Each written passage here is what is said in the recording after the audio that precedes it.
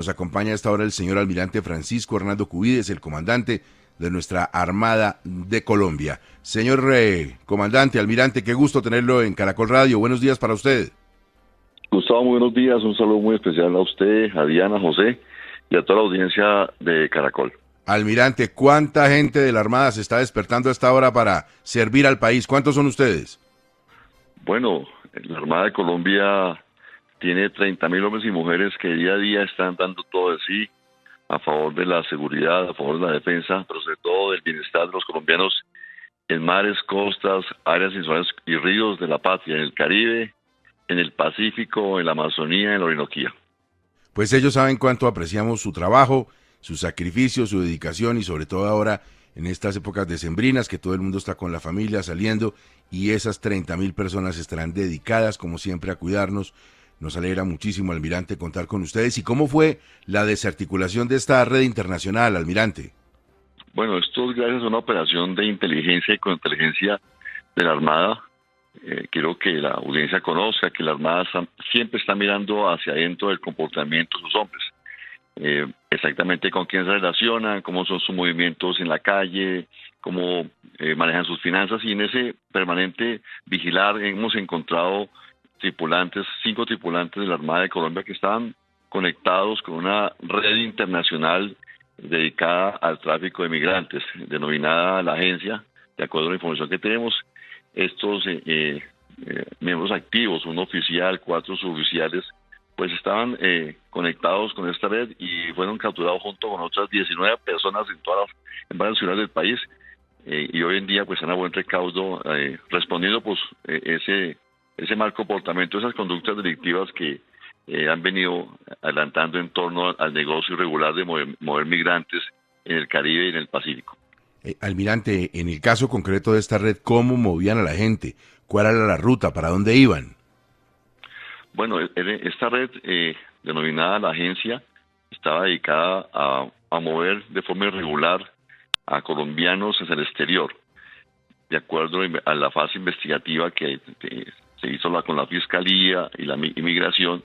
Falsificaban documentos para obtener visas, coordinaban con lancheros, hoteles, todo con miras a que los migrantes pues se movieran de forma regular en áreas como especialmente en el área de San Andrés, también en el área del Golfo Urabá. Entonces, esa era la coordinación entre ellos, y desafortunadamente pues nuestros hombres de la Armada están conectados con esta red, y lo que hacían era pasar la información a la organización delictiva sobre la ubicación de nuestras unidades de la Armada para evitar que se adelantaran los procesos de interdicción marítima. Así que eso prácticamente consistía el actuar delictivo de esa organización.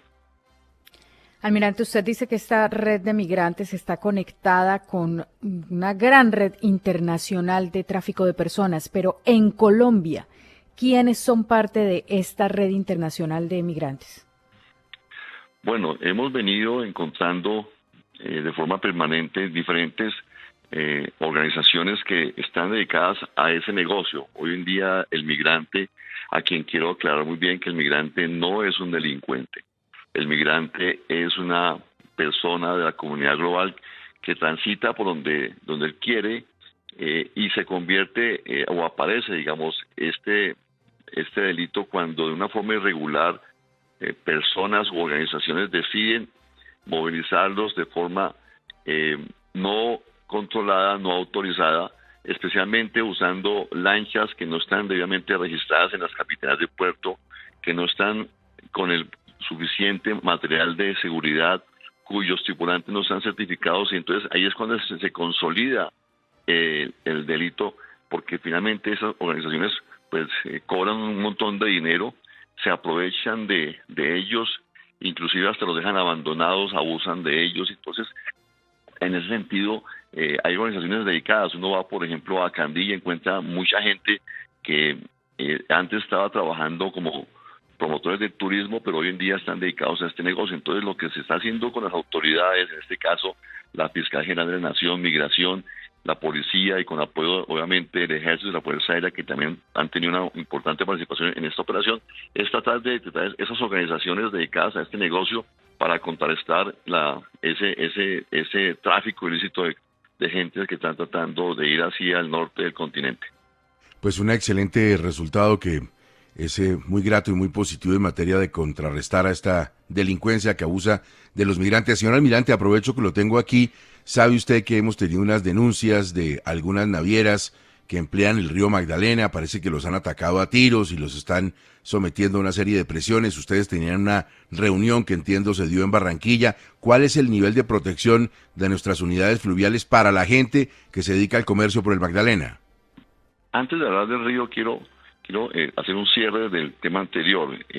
La Armada siempre está mirando hacia adentro, como les comenté, tiene medidas de contrainteligencia y estamos siendo cero tolerantes a la corrupción.